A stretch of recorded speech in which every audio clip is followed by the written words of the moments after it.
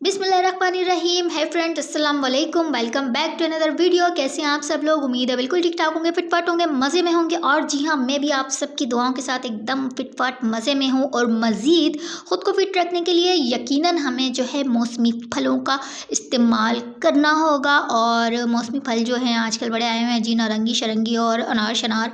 तो अच्छा, अनार के साथ शनार भी मैंने लगा दिया है। थोड़ा सा लाहौरी एक्सेंट यूज़ कर रही हूँ। हाँ, तो मैं बता रही थी, आपको बना नहीं रही थी, मैं बता रही थी कि अनार ज़रूर खाने चाहिए जब भी सर्दियों में आते हैं। भाई एक अनार ले लिया करें। अम्मा कहती थी कि एक अनार और 100 बीमार। तो एक अनार से 100 बीमार भी शिफायाब हो सकते हैं। वो कैसे, वो मैं आपको बताती हूँ। देखें, एक अनार का इंटेक अगर आप रखते हैं तो एक अनार खाने से ये होता है कि अगले जो है 40 डेज़ आपको कोई मूजी मर्ज नहीं लग सकता। ये एक तरह का अनार जो है ये एंटी फंगस भी है, जो हमारे जिस्म को एकदम तरोताज़ा और फिटफाट रखता है। इंटरनली हमारे बॉडी को जो है ये बिल्कुल स्ट्रॉन्ग बनाता है। तो इसलिए ज़रूर इंटेक रखना चाहिए अनार का। तो अनार मैंने बॉक्स में करके रख दिए हैं, थोड़े थोड़े मैं खाती रहती हूँ। तो यहाँ आ गए थे जी मटर, काफ़ी सारे मैं ले आई थी। तो मैंने सोचा स्टोर करके रख दें यार, फिर बाद में महंगे हो जाते हैं। तो खैर, महंगे सस्ते का कॉन्सेप्ट ये भी होता है। एक तो ये वाला पर्पस होता है कि महंगे हो जाते हैं, और दूसरा ये पर्पस होता है कि आउट ऑफ सीज़न जो है वो भी आप यूज़ कर सकते हैं मटर को। तो आधे से ज़्यादा मटर तो ना मैं छीलने में ही खा जाती हूँ। नादिया मुझे देख रही थी, मेरी शक्ल, और मैं और नादिया बैठ के हम मटर जो है वो स्टोर कर रहे थे, इस तरह छील रहे थे। तो नादिया मुझे कहने लगी कि बाजी आप आधे से ज़्यादा तो मटर खुद ही खा गई हैं। तो मैंने कहा खुद ही के खाने के लिए तो बना रही हूँ, तो यार कोई बात नहीं, कच्चे ही खा ले। असल में मुझे ना कच्ची सब्जियाँ खाने की बहुत पुरानी आदत है, यानी कि बचपन से। जो हमारा घर होता था ना पुराना, जो मेरे बचपन का घर होता था, और जो मेरे रिश्तेदार मुझे जानते हैं वो उनको पता है कि हमारे घर में ना सारी सब्जियाँ, सारी जितनी भी वेजिटेबल्स होती थी ना, वो सब वेजिटेबल्स हमारे घर में लगी होती थी। तो घर की सब्ज़ी थी, यानी कि घर की खेती थी, तो घर की मुर्गी और दाल बराबर। लेकिन मैं उस सब्ज़ी से ना भरपूर फ़ायदा उठाती थी। जो भी कच्ची सब्ज़ी तोड़ती थी अम्मी, ताज़ा ताज़ा तोड़ती थी, तो वो मैं ताज़ा ताज़ा खा लिया करती थी। तो तब से ही आदत है कच्ची सब्ज़ियाँ खाने की। अच्छा, यहाँ पर नाश्ता बनाने लगी उसके बाद में, और नाश्ता वो सब काम करने के बाद मेरा नाश्ता तकरीबन आज लेट हो गया था 1 बजे। तो दाल रखी हुई थी बची कुची, तो मैंने सोचा कि इसका अंडा खगीना बना लेते हैं, दाल घोटाला, सॉरी, दाल घोटाला बना लिया मैंने। और दाल को ज़ाया नहीं होने दिया बिल्कुल भी। तो इसको कोशिश किया करें बिल्कुल ज़ाया ना होने दें। अगर कोई है आपके करीब तो वहाँ दे दें, और जो भी बच जाता है उसको बिल्कुल भी ख़राब नहीं करना चाहिए, रिस्क को ज़ाया नहीं करना चाहिए। तो मैं भी यही करती हूँ, कोई चीज़ बच जाती है तो उसका कुछ ना कुछ फिर मैं नेक्स्ट डे बना ही लेती हूँ। तो यहाँ फिर मेरा नाश्ता करने के बाद ना फिर मेरा 2:30-3 बजे के करीब दिल चाहा कि यार मैं ये जो भुट्टा रखा हुआ था, तो मैंने कहा चलो यार भुट्टा खा लेते हैं। अच्छा, मैं यहाँ आपको बताती चलूँ कि ये जो वीडियो देख रहे हैं ना आप, किस तरह से मैं करीब से करके बना रही हूँ, तो आप सोच भी नहीं सकते कि मैंने फ़ोन कहाँ रखा हुआ था। तो कोई ऐसी जगह नहीं रखा हुआ था यार, गलत मत सोच लिया करें आप लोग फजूल में। तो मैं ना गर्दन के नीचे बीच में दबाया हुआ था, गर्दन के बीच में दबाया हुआ था। ये कैमरा इस वक्त भी मैंने गर्दन के बीच में ही दबाया हुआ है। और मैं नीचे ना थोड़ा सा चूल्हे के नीचे भी झांक झूक के देख रही थी कि यार पाइप वाइप ना मुड़ रहा हो। तो ये चेक करते रहना चाहिए कि गैस का पाइप जो है वो मुड़ ना रहा हो। तो यहाँ आ गए थे अब्दुल्ला, यार मेरे एकदम, मैं पड़ जो बोलती हूँ ना मेरा सांस फूल जाता है। तो अब्दुल्ला आ गए थे ट्यूशन से, और मैं भुट्टा खा रही थी। तो भुट्टा शुट्टा खाने के बाद अच्छा फिर मैंने सोचा कि यार अब आलू वाले पराठे बना लिए जाएं।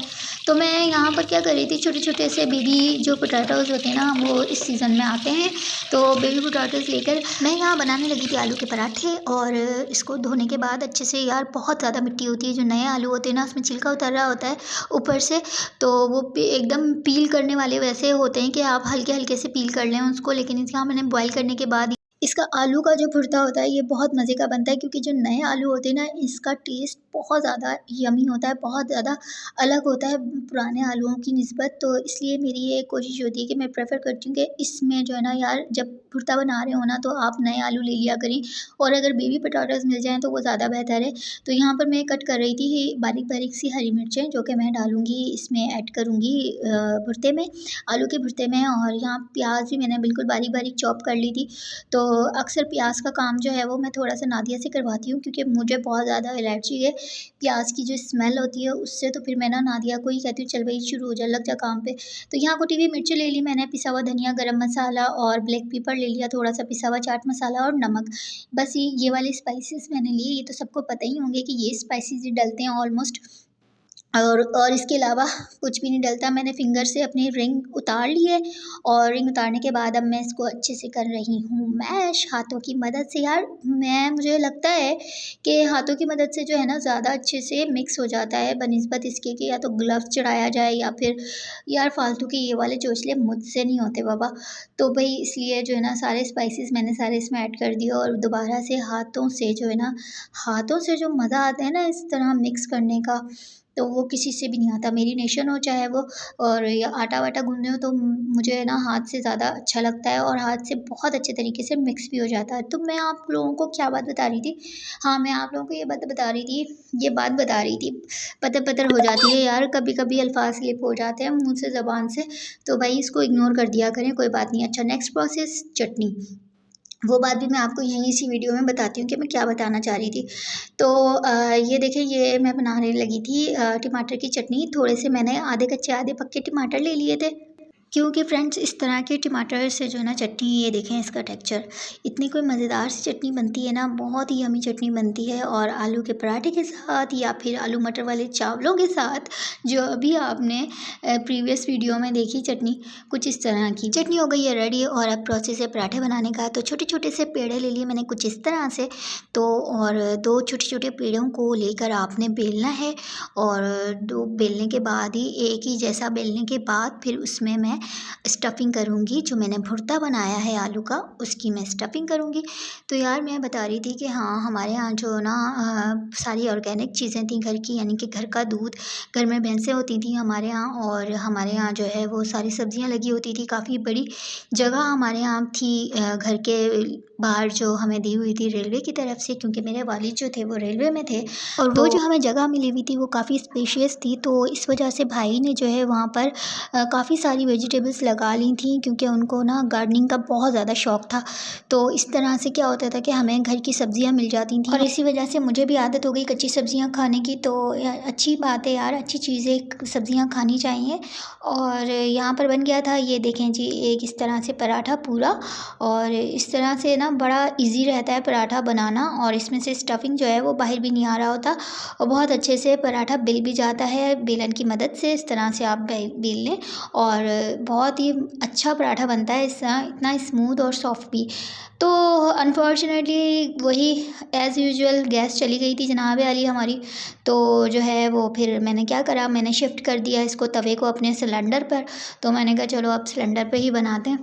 तो मैं सिलेंडर पे बनाने लगी थी, और साथ साथ ये दूसरा पराठा भी मैं बना रही थी, क्योंकि अब्दुल्ला भी वेट कर रहे थे, उनको लगी हुई थी बहुत तेज़ भूख। तो फिर मैं फटाफट बनाने लगी थी पराठे।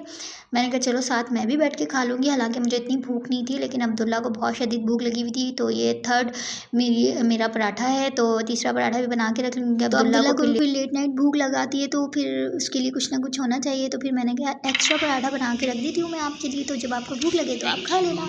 तो ये जी अब्दुल्ला का पराठा हो गया था रेडी। और फिर उसके बाद आ गई बारी जी मेरी, कि अब मैंने सोचा कि अब मैं भी खा ही लेती हूँ, क्योंकि गरम गरम पराठे खाने का यार मज़ा ही अलग होता है। आलू वाले पराठे हों और गरम गरम हों, और इस तरह की ठंड, उफ, आप यकीन करें क्या कॉम्बिनेशन है। आप ज़रा सोचें, सर्दी हो और गरम गरम पराठा हो आलू वाला, और साथ में ये वाली चटनी हो, और साथ में धुआं उठती चाय, उफ, क्या मज़े का कॉम्बिनेशन है कि बस मज़ा ही आ जाएगा।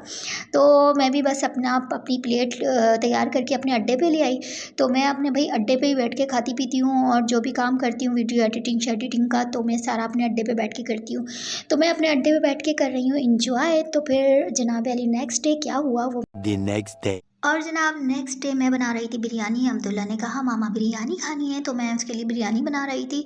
और यहाँ पर मैं मटन का सालन बना रही थी ब्लैक पेपर वाइट पेपर में, और सिंपल सादा सा ये बना रही थी। और ये मैं बना रही थी अपने भाई के लिए। मेरे भाई आए हुए थे, वो मेरी तरफ तो नहीं आए और भतीजी की तरफ आए हुए थे, क्योंकि बच्ची जो है हमारी पढ़ रही है यहाँ पर, इस वजह से तो वो आए हुए थे। तो मैंने सोचा मैं उनके लिए कुछ स्पेशल कुछ अच्छा सा सालन भेज देती हूँ बना के। और साथ में ये छोटे छोटे टिंडे हैं जो मैं इस सालन में ऐड करूँगी। सिंपल सा है बहुत, देख लें कि किस तरह बनाया। प्याज ऑयल में मैंने गरम करके थोड़ी सी प्याज को गोल्डन ब्राउन करने के बाद मैंने इसमें मटन ऐड कर दिया, थोड़ा सा अदरक लहसुन का पेस्ट डाल दिया, और इसको सौटे करने के बाद मैंने क्या किया, मैंने इसमें ब्लैक पेपर टमाटर डाल दिए और टमाटर डालने के बाद फिर मैंने थोड़ा सा और इसको सौटे किया टमाटर जब तक सॉफ्ट होए। तो मैंने फिर ये देखें ब्लैक पेपर, वाइट पेपर और पिसा हुआ भुना हुआ पिसा हुआ ज़ीरा थोड़ा सा सौटे करने के बाद मैंने इसमें पानी थोड़ा सा ऐड कर दिया। इसमें पानी ऐड करने के बाद थोड़ा सा मैंने मज़ीद इसको सौटे किया और फिर हल्दी डाला मैंने इसमें। हल्दी थोड़ी सी डालने के बाद तो नमक जो है वो अगर आप किसी पेशेंट के लिए, स्पेशली जो हार्ट पेशेंट होते हैं उनके लिए अगर खाना बना रहे हैं तो आप कोशिश करें कि नमक बहुत कम हो, बहुत माइनर सा नमक हो। और मैं पिंक सॉल्ट यूज़ करती हूँ। यहाँ पर माल्टे देख रही थी ये ख़राब हो रहे थे तो मैंने कहा यार इसको भी अब्दुल्ला को कोई जूस वूस बना के दे देती हूँ। और साथ साथ मैं खाना भी देख रही थी तो ये देखें कुछ इस तरह से लुक निकल कर आई है हमारे खाने की। मटन का सालन जो मैंने भाई के लिए बनाया है उन्हीं के लिए बना के भेज रही थी। अच्छा ये जो होते हैं ना डिस्पोजेबल ये जो डब्बे होते हैं यार, ये फेंकना नहीं चाहिए, बड़े काम आ जाते हैं। तो खैर ये मैंने साथ साथ में कर रही थी बिरयानी रेडी। और बिरयानी की गार्निशिंग के लिए ये सारे मैंने कट करके रखे थे, लेमन वगैरह और हरा धनिया वगैरह और टमाटर। और यहाँ पर मैं रायता रेडी कर रही थी। रायता तकरीबन डन हो चुका था, बस मैं वेट कर रही थी कि अब्दुल्ला आएँ और खीरा ला के दें ताकि मैं खीरा भी साथ ही इसके कट करके डाल लूँ। यहाँ पर मैंने दूध में फूड कलर ऐड किया। अगर दूध में आप फूड कलर ऐड करके बिरयानी में डालेंगे तो उसका जो है ना टेक्सचर और कलर वो बहुत ज़्यादा चेंज हो जाता है और बहुत डिफरेंट हो जाता है। तो यहाँ पर बिरयानी हो गई थी जनाब वाली बिल्कुल डन, मज़ेदार सी बिरयानी, और जो कि मैंने भेजनी थी अपनी भतीजी के लिए। तो यहाँ पर एलुमिनियम फॉइल और बटर पेपर में मैंने रोटियाँ लपेट दी थी जो कि घर में बनाई थी। तो भाई को घर की रोटियाँ ज़्यादा अच्छी लगती हैं, बाहर की रोटी वो नहीं खाते और खानी भी नहीं चाहिए क्योंकि उनकी तबीयत उस तरह से ठीक नहीं रहती इस वजह से। तो यहाँ अब मैं सैलेड बना रही हूँ। मतलब कचूमर, यार ये जो कचूमर सा होता है ना वो बना के आप, बिरयानी ऑलरेडी इतनी स्पाइसी होती है तो मुझे लगता है कि बिरयानी के साथ ये वाला रायता जो है ना ये ज़्यादा बेटर रहता है बनिस्बत वो जो ग्रीन रायता होता है जो हम पुलाव के साथ बनाते हैं। ग्रीन रायता जो है वो पुलाव के साथ अच्छा लगता है और मुझे बिरयानी के साथ जो है वो ये वाला सिंपल सा रायता अच्छा लगता है। इसमें मैंने ब्लैक पेपर डाला है, ब्लैक पेपर के साथ मैंने इसमें ज़ीरा पिसा हुआ डाला है, नमक डाला है और इसमें प्याज ऐड कर दें, अपनी जो भी आपको पसंद है वेजिटेबल वो डाल दें इसमें। दैट्स इट, सिंपल सा और मज़ेदार सा यम्मी सा रायता तैयार है। और साथ में हो गई जी गर्मा गर्म धुएंधार बिरयानी भी रेडी। तो बिरयानी मुझे अपनी भतीजी के लिए भेजनी थी, सालन बनाया था मैंने भाई के लिए, सालन और रोटी। तो बिरयानी हो गई थी रेडी और इसमें कंटेनर में डाल रही थी मैं। यार ये मैं रखती हूँ संभाल संभाल के, कोई भी चीज़ अगर बाहर से आती है ना तो मैं ये रख लेती हूँ।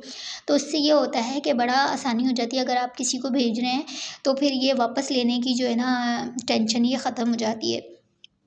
तो यहाँ पर ये 2 कंटेनर में बिरयानी मैंने इसमें शामिल कह रही हूँ। यार वही आदत है ना आप लोगों को रेसिपी बताने की, तो यहाँ भी मैं कह रही हूँ यार एक तो ना ये बड़ा मसला है, इतनी लंबी वॉइस ओवर होती है ना तो बंदे को हो ही जाता है, कभी डकार वकार आ जाती है तो यार बड़ी अजीब सी वॉइस हो जाती है, बिगड़ जाती है और अल्फाज जो है ना कहीं के कहीं मशरिक़ से मगरिब की तरफ निकल जाते हैं। तो खैर गरम गरम धुआंधार बिरयानी जी हो गई है रेडी। और आप देखो जिस हिसाब से मैं डाल रही हूँ ना, यकीन करें मेरा दिल चाह रहा है आवाज़ भी लगाऊँ भाई 100 रुपये किलो, 100 रुपये किलो, 100 रुपये किलो। इतनी सस्ती बिरयानी नहीं बेचूंगी मैं, अगर बेचूंगी भी तो आप लोग ज़रा कमेंट बॉक्स में बताइएगा आके कमेंट में कि भाई ये वाला सेटअप कैसा लगा। अगर मैं बिरयानी शिरयानी खुद से बनाकर और सेल आउट करूँ तो कैसा रहेगा ये वाला बिज़नेस।